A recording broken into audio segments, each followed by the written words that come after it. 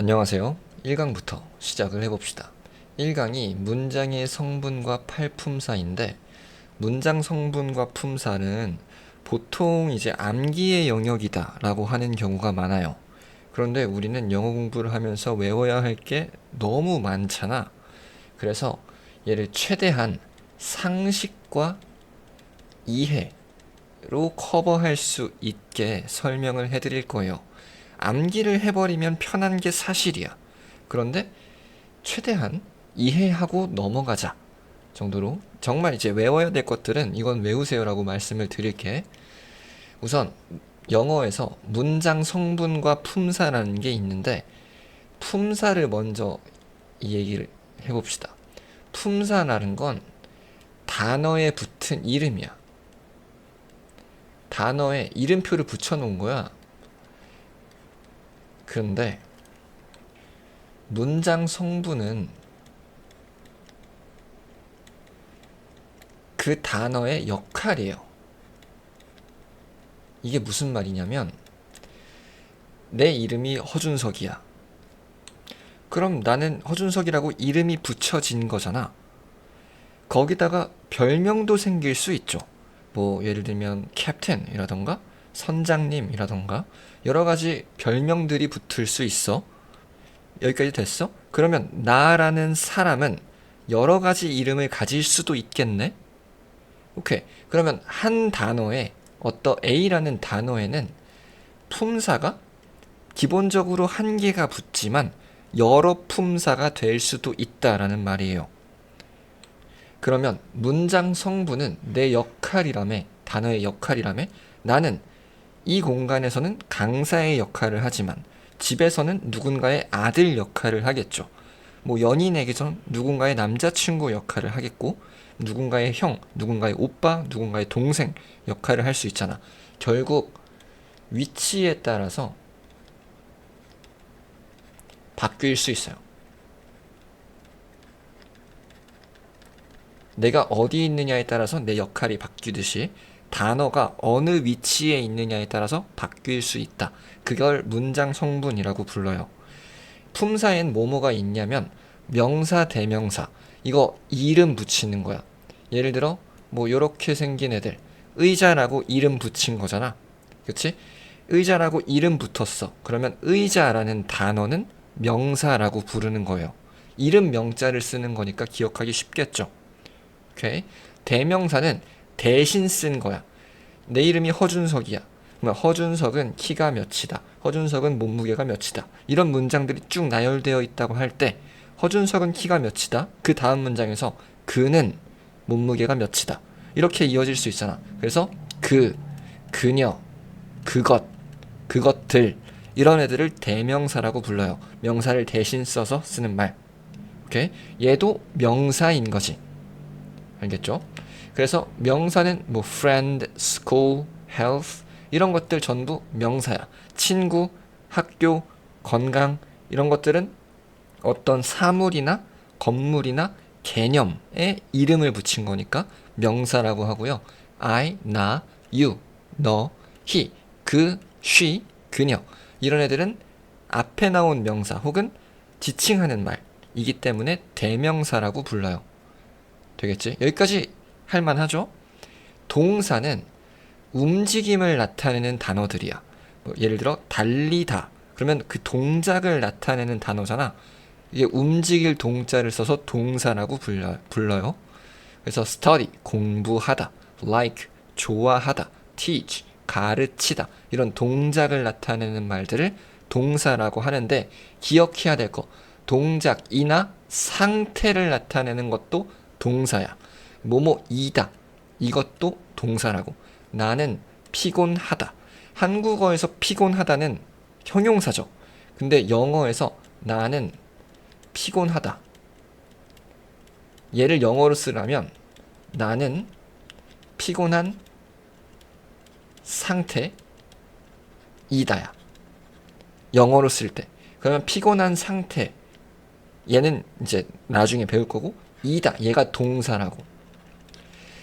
영어 문장에서는 한 문장에는 무조건 하나의 동사가 있어야만 해요. 동사가 없으면 문장이 성립하지 않아. 그래서 나는 피곤하다. 피곤하다를 동사로 하면 안 돼요. 근데 영어에선 그렇게 작동하지 않아요. 그래서 형용사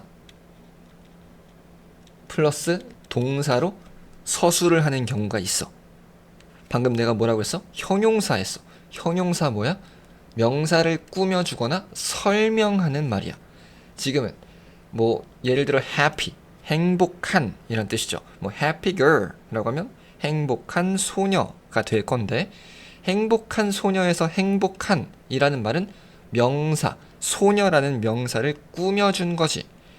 그래서 happy가 형용사에서 명사를 꾸며주는 역할을 한다 라고 하는 건데, 설명, 피곤한 이라는 말은 설명, 나의 상태를 설명하는 거잖아. 그런 애들도 형용사라고 불러요. 오케이? 조금 혼란스러워지죠? 연습을 하나 해봅시다. 이거 쉽다? 얘를 영어로 쓰면 이거 얘 명사겠죠. this 쉽다. 얘 동사일까? 쉬운 플러스 이다가 합쳐져야 돼. 그래서 얘 형용사고요. 이다가 동사야. 여러분 혹시 단어 알고 있나? 쉽다가 영어로 뭐예요? easy라고 답했으면 안 되는 거야. easy 얘 무슨 뜻이야? 쉬운이라는 뜻이야. 근데 내가 쉽다가 뭐예요? 라고 물어봤잖아. 쉽다는 동사적인 서술적인 표현인 거잖아. 그래서 이다라는 동사는 비동사를 쓰거든요. 비동사가 뭐뭐이다라는 뜻이야. 비동사는 앞에 주어가 뭐냐에 따라서 형태가 바뀌는데, 우리 주어라는 개념을 아직 안 배웠으니까, 그래서 be easy 라고 해야 쉽다라는 뜻이 되는 거예요. 그럼 얘를 문장으로 만들어 볼까? 이거 쉽다라면 이거 this 이고, 그 다음에 be easy를 써야 이건 쉽다라는 문장이 되는 거지. 오케이? 이렇게 할 수 있겠어요? 그러면 뭐 여기에 sick라는 표현이 있으니까 sick이 아픈 이라는 형용사예요. 나는 아프다 라고 하려면 영어에선 어떻게 쓰겠어? 나는 영어로 I죠. I sick 쓰면 되는데, 그냥 I sick 이라고 쓰면 안 돼. 왜? sick은 아픈 이라는 형용사라서. 그러면 여기에 뭐 써야 돼? 비동사 써야 돼. 근데 혹시 이거 알고 있나? I 뒤에 나오는 비동사는 am 이라는 형태로 바뀌어요. 그래서 I'm sick 이라는 표현이 되는 거죠. 그 몇 년 전에 이런 것이 유행한 적이 있는데, I'm 실례예요. 그 사실 표준어로 쓰려면 실례예요라고 써야 되는데 실례예요라고는 카톡이 유명해졌던 적이 있죠. 이게 말이 되는 문장일까요? 안 되지. 왜? 이거 apostrophe m, 이거 땡 찍고 m 쓴 거, 이거 m 줄인 거거든. m이 무슨 뜻인데? 이다였어. 나는 이다, 실례이다야. 이다가 두 개 들어간 거지. 그러면 얘는 비문이다. 문장이 될 수 없어요. 한 문장의 동사는 몇 개여야 되니까? 한 개여야 되니까. 오케이? 그럼 I'm 신뢰까지만 했으면 문장은 완성될 수 있지. 나는 신뢰이다 라고. 근데 나는 신뢰한다 라고 쓰잖아 보통. 하다라는 동사를 써야지 이다라는 말을 쓰면 안 되죠. 그래서 이건 뭐 말도 안 되는 문장이었고, 이렇게 형용사까지 봤어요. 이거 형용사 진짜 중요해. 영어를 포기하게 되는 첫 번째 관문이 형용사 때문이다 라고 해도 과언이 아니야. 형용사가 나중에 이 다음 페이지에 나올 보어, 이게 정말 어렵거든요. 형용사에 대한 개념을 확실하게 기억을 하셔야 된다. 명사를 꾸며주는 거나 설명해준다. 그리고 부사는 그냥 수식어라고 기억하세요. 수식어라는 건 꾸며주는 말이야. 그냥 포장 같은 거지. 포장은 핵심이야? 핵심이 아니야. 그냥 예쁘게 포장해주는 거야. 조금 더 구체적으로, 조금 더 다양한 표현을 할 수 있게 꾸며주는 것 뿐이에요. 그래서 동사, 형용사, 다른 부사, 문장 전체 있는데 그냥 필요 없고, 아까 형용사는 뭐 꾸며준다? 명사를 꾸며준다. 그러면 부사는 명사 빼고 전부 꾸민다. 명사 빼고 다 꾸민다, 수식한다. 오케이. 왜 명사 빼? 명사는 형용사가 꾸미니까. 되겠죠? 그래서 always, 항상, together, 함께, very, 매우, hard, 열심히, early, 일찍, 이런 단어들이 부사다. 주로 한국어에서는 주로 뭐뭐 하게라고 해석이 돼요. 형용사는 뭐뭐 한. 그래서 니은으로 끝나는 단어들이 보통 형용사예요. 그러면 전치사로 넘어갈 건데, 전치사는 이름 자체가 전, 앞전, 앞에, 위치한다는 뜻이야. 그러면 무언가의 앞에 위치한다는 얘기지. 그래서 무언가의 앞에 쓰이는데, 그럼 전치사 뒤에는 명사가 항상 오거든.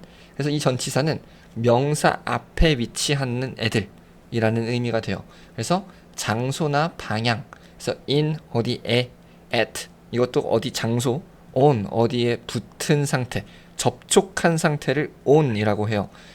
on 이제 위에라고 외우고 계셨으면 위에라고 외우지 마시고 어디에 붙어 있는 상태다 라고 기억하세요.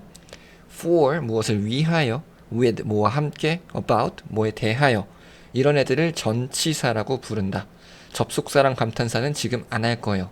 이거 감탄사는 그렇게 중요하지 않고, 오, 와우, 읍스 이런 거 뭐 필요 없고, 접속사는 조금 중요하기 때문에 뒤에서 따로 다룰 거고.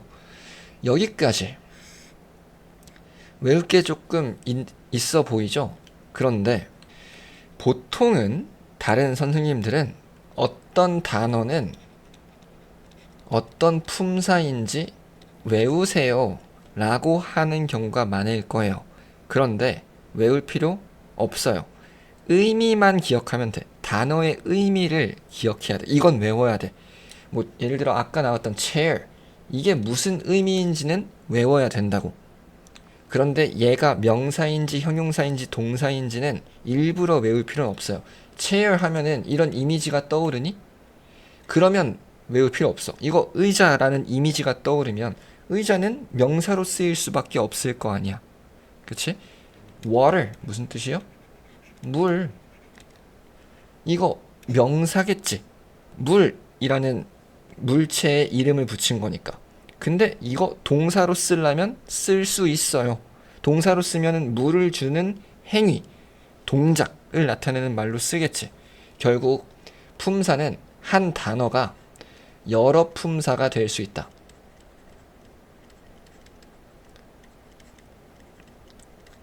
단어 하나가 명사도 될 수 있고 동사도 될 수 있고 형용사도 될 수 있는 경우가 있다.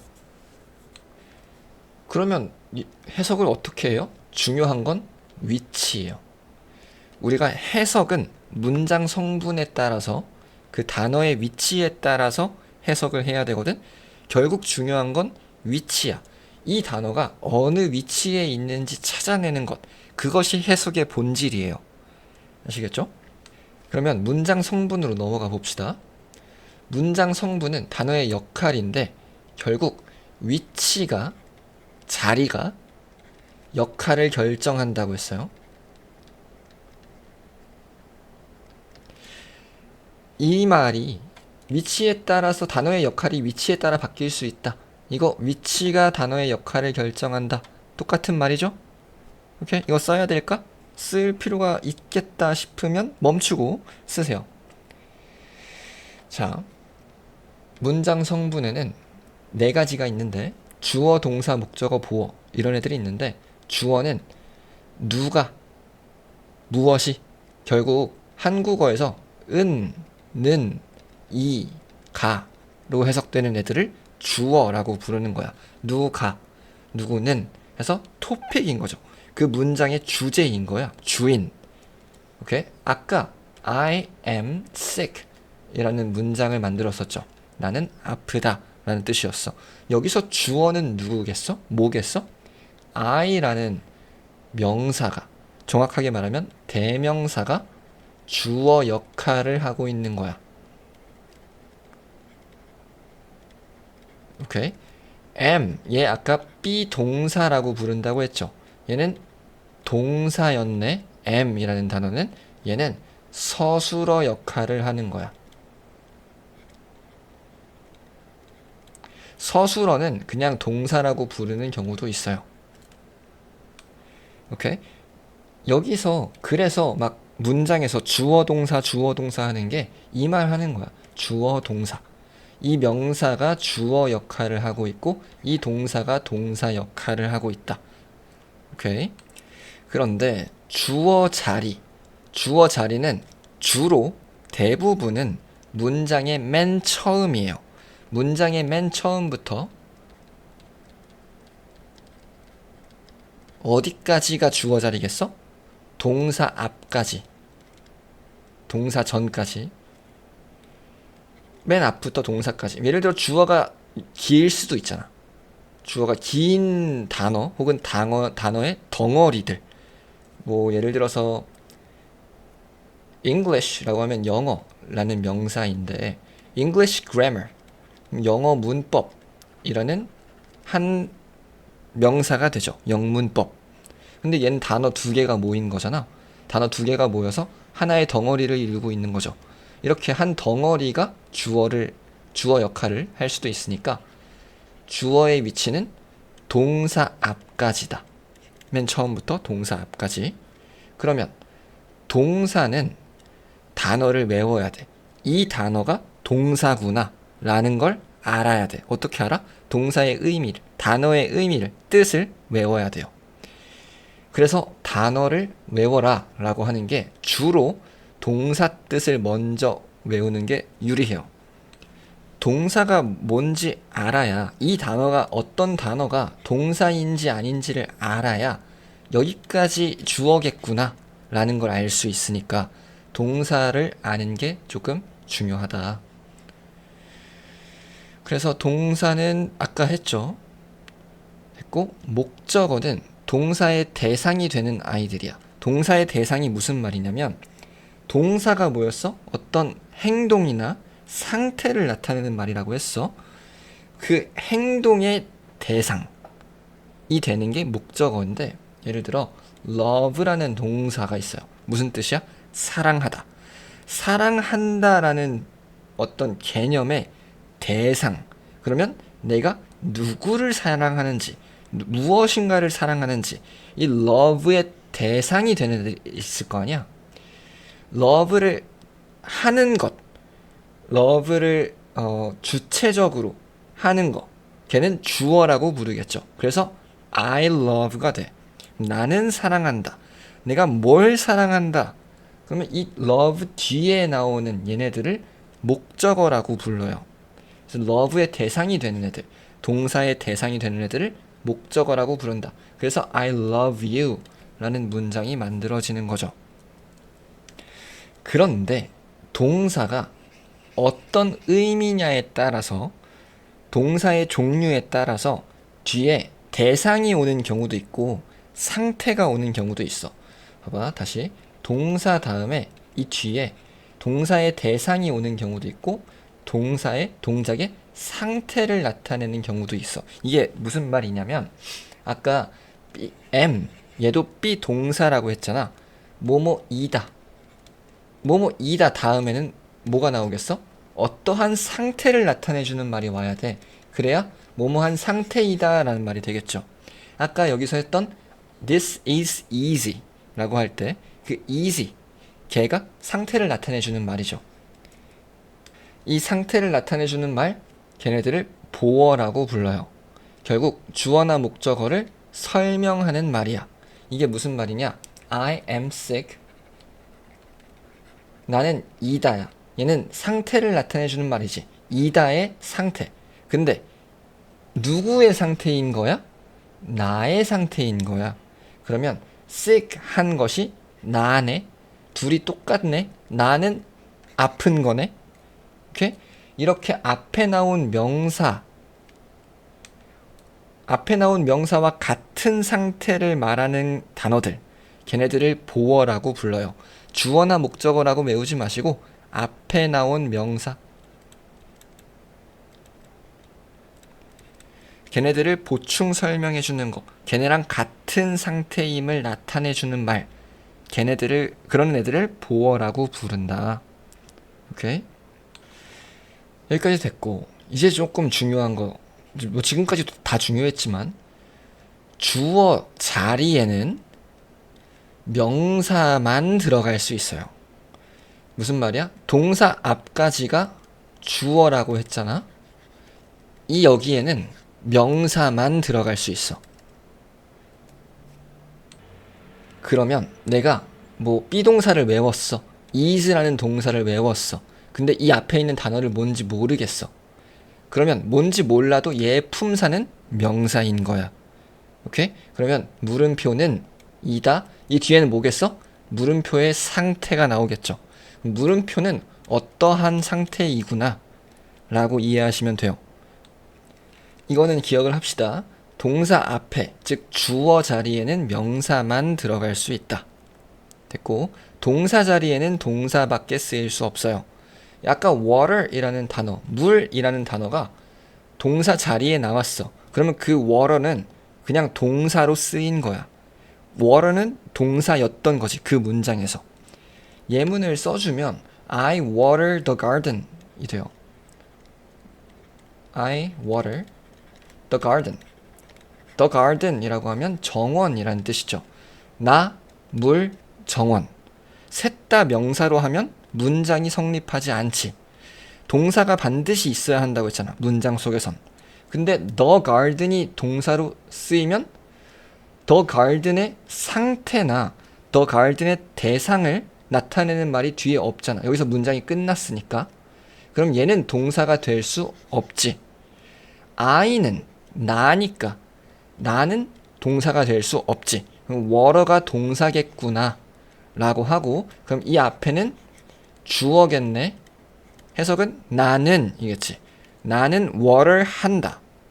The garden. 그럼 water의 대상이 garden이겠네. 이렇게 어떻게 알아? 내가 가든이진 않을 거 아니야. 내 상태가 정원이진 않겠지. 그러면 the garden은 water의 대상이겠다.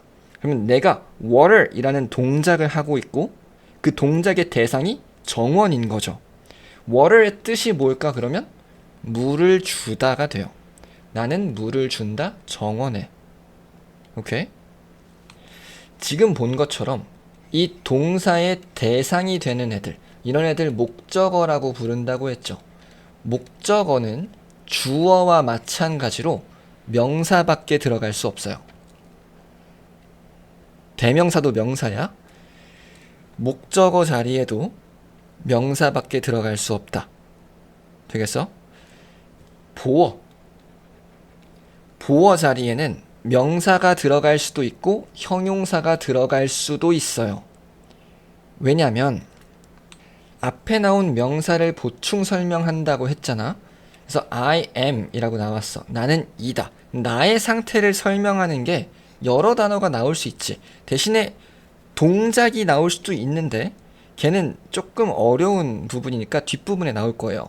근데 내 상태가 명사일 수도 있어요. 지금처럼 내가 정원일 순 없겠지만 예를 들어 이게 직업이라면 I am a teacher. 내 상태가 선생인 상태인 거잖아. 이런 건 같다고 볼 수 있죠. 이렇게 같으면 a teacher 뭐라고 부른다? 보어라고 부른다. 그리고 I'm sick. 내가 아픈 상태 될 수 있었지. 이 sick 뭐라고 부른다? 보어라고 부른다. 그런데 보어 자리에 a teacher, 선생, 품사가 뭐겠어? 명사. sick, 아픈, 품사 뭐야? 형용사. 결론, 보어 자리에는 명사도 들어갈 수 있고 형용사도 들어갈 수 있다. 오케이? 이거 기억할 수 있겠니? 테스트 한번 해봅시다. 여러분 이거 보지 말고 주어 자리에는 뭐가 들어간다? 명사가 들어간다. 동사 자리엔 뭐가 들어간다? 동사가 들어간다. 동사의 대상이 되는 애들 뭐라고 불렀죠? 목적어라고 불렀죠. 목적어 자리엔 뭐가 들어간다? 명사가 들어간다. 앞에 나온 명사의 상태를 설명해주는 말 뭐라고 부른다? 보어라고 부른다. 보어 자리엔 뭐가 들어간다? 명사랑 형용사가 들어간다. 오케이? 자, 이제 어려운 테스트. 이거 조금 더 가리고. 오케이. 이번엔 반대로. 명사라는 품사는 어느 자리에 들어갈 수 있어요? 주어 자리 들어갈 수 있었고, 목적어 자리 들어갈 수 있었죠. 끝인가? 보어 자리 들어갈 수 있어야지. 왜? 보어 자리에는 명사도 들어갈 수 있고 형용사도 들어갈 수 있다며. 오케이. 동사라는 품사를 가진 품사인 단어는 어느 자리에 들어간다? 동사 자리에 들어간다. 이건 쉽죠. 형용사라는 품사라고 이름 붙여진 단어들은 어디에 들어갈 수 있다? 보어 자리에 들어갈 수 있다. 오케이? 이거 앞에서 했던 거야. 여기 나와요. 형용사 설명해준다. 상태를 설명해준다. 그리고 아까나 배웠네? 명사 꾸며준다. 그러면 여기에 하나 더 쓸 수 있어. 형용사는 보어 자리에 들어가거나 얘 역할이 또 뭐 있냐라고 하면 수식어 역할을 할 수 있다. 수식어, 명사 수식한다. 오케이. 여기까지 전부 이해했고 기억할 수 있으면 영어의 반은 된 겁니다. 진짜로. 이제 나머지 반 채운 다음에 이 명사가 조금 더 복잡해지는 과정, 형용사가 조금 더 복잡해지는 과정, 이 과정밖에 없어. 그래서 이게 진짜 50%예요. 영문법의 50%야. 오케이? 그러니까 이해 안 되는 거 있으면 돌려가면서 복습하세요. 예문을 조금 봅시다. My friend is happy. 내 친구는 is, 이다. 얘도 비동사예요. 이다, happy. 행복한 이라는 형용사지. 행복한 거. 뭐가 행복해? 내 친구가 행복해. 그럼 이 happy 뭐라고 부를까? 보어라고 불러요. 품사는 뭐죠? 형용사예요. 행복한, 니은으로 끝나는 애들 형용사다. 다음, I like my school. 나는 like, 좋아하다. my는 나의 라는 소유격이야. 내 거, 나의. school, 학교죠. 나는 좋아한다, 내 학교. 좋아한다의 대상이 내 학교인 거지. 학교가 좋아함을 당하는 거잖아. 그치? 이런 애들 뭐라고 불러? 목적어라고 불러. 되겠죠? 주어, 동사, 목적어. 이렇게 문장이 구성되는 거예요. 주어, 동사, 보어로 구성될 수도 있고. 다음, The teacher helps students. The teacher, 선생이 helps, 도와준다. students, 학생. 도와준다의 대상이 학생인 거지. 학생 입장에서 도움을 받는 거잖아. 그럼 도와주는 거의 대상이 학생인 거라고. 오케이? 그러면 students 뭐라고 불러? 목적어라고 불러. 품사는 뭐겠어요? 목적어 자리에 있는 애들은 품사가 뭐다? 명사다. 쉽죠? 문제를 풀어봅시다. He is a brave boy. 단어를 외워야 되는데 그는 이다. a brave, 용감한 이라는 형용사예요. 용감한, brave, 용감한. brave boy 하면 용감한 소년이 되겠지. 지금 이 brave, 형용사야. 얘가 지금 무슨 역할을 하고 있어요? 명사를 수식하고 있는 역할을 하고 있는 거지. 용감한 소년. 이렇게. 명사를 수식한다는 건 지금 boy라는 명사를 수식했다고 했잖아. 여기에 소년이라는 개념이 있어. 그러면 모든 갖가지 소년들이 있겠죠. 엄청난 다양한 소년들이 있을 거란 말이야. 그 중에서 용감한 소년이라고 딱 정해주는 거야. 아무 소년 말고 저 용감한 소년. 이렇게. 이게 수식한다의 본질적인 개념이에요. 이건 조금 어려울 수 있으니까 이거 이해 안 되면 그냥 넘어가도 됩니다. 이해됐으면 정말 잘한 거고. 2번 우리라는 뜻이에요. study, 공부한다, together, 함께. study의 품사를 물어봤네. study 무슨 뜻이에요? 공부하다. 공부하는 동작을 나타내는 말이니까 동사라고 부를 거야. 쉽죠? She has a lot of homework. 여기서 a lot of 합쳐서 많은 이란 뜻이에요. 얘도 형용사겠지. 형용사면 명사를 수식하겠네. 뭐 하고 있어? homework, 숙제라는 명사를 수식하고 있어. 그녀는 has, 가지고 있다라는 뜻인데 가지고 있다는 have 아니에요? 맞아요. 그런데 주어가 뭐냐에 따라서 have라고 쓰는 경우도 있고 has라고 쓰는 경우도 있어. 혹시 이거 알고 있나? 주어가 나랑 너가 아닌 다른 애들이면 has를 써요. 나랑 너면 have를 써야 돼. 이거 인칭이라고 하는데 1인칭 이건 나죠. 2인칭은 너야. 그 외 나머지는 3인칭이라고 불러요. 3인칭이고 단수인 경우, 단수라는 말은 한 개라는 거야. 3인 나 혹은 너가 아닌 다른 대상이 한 개밖에 없으면 3인칭 단수라고 부르고 그 3인칭 단수 뒤에선 동사의 형태가 바뀌어요. 동사 뒤에 s나 es를 붙이거나 아니면 이렇게 불규칙하게 has로 바뀌거나. 이거 알고 있죠? 혹시 몰랐으면 지금부터 알면 돼요. 그냥 주어의 종류에 따라서 동사가 바뀌는구나 라고 기억하면 됩니다. She has a lot of homework. 그녀는 가지고 있다 많은 숙제를. homework 품사가 뭐겠어? 숙제라는 뜻이니까 명사가 되겠죠. 오케이. 다음, my brother is sick, sickness. sickness는 아픔이라는 뜻이에요. 아픔이라는 명사겠네. 아픔이니까. sick은 아픈이잖아. 그러면 내 brother, 형제는 아픔이겠어? 아픈이겠어? 내 brother의 상태를 설명할 테니까 아픈 상태겠죠. 오케이. They always happy help their friends. 그들은 항상 행복한 돕는다 그들의 친구를. 이거 한국어로 말이 되게 바꾸면 어떻게 되겠어? 그들은 항상 행복하게 돕는다가 되겠지. 오케이? 그들은 항상 행복하게 돕는다. 항상 always. 고르는 거네. 이걸 바꿔 쓰는 게 아니라 항상 행복한 돕는다. 그러면 항상 돕는다가 되겠죠. 돕는다라는 동사를 수식하는 거. 이런 애들을 부사라고 불러요. 근데 부사는 뭐 지금 당장 중요한 게 아니라서 뭐 그냥 그렇구나 하시면 되고요. 밑줄 친 단어의 문장 성분. 얘가 주어, 동사, 목적어, 보어 중에 뭐인지 써보라는 거네. 보면 I am a student. 나는 학생이다. 얘 뭐야?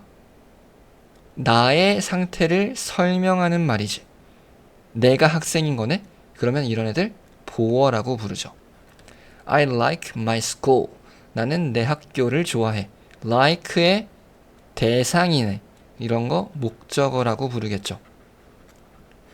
My teachers. 내 선생님 s가 붙었으면 복수예요. 복수라는 말은 여러 개. 이게 주어가 여러 개면 비동사는 are를 씁니다. 오케이. 내 선생님들은 이다. very kind. very 매우 kind. 친절한 이런 형용사야.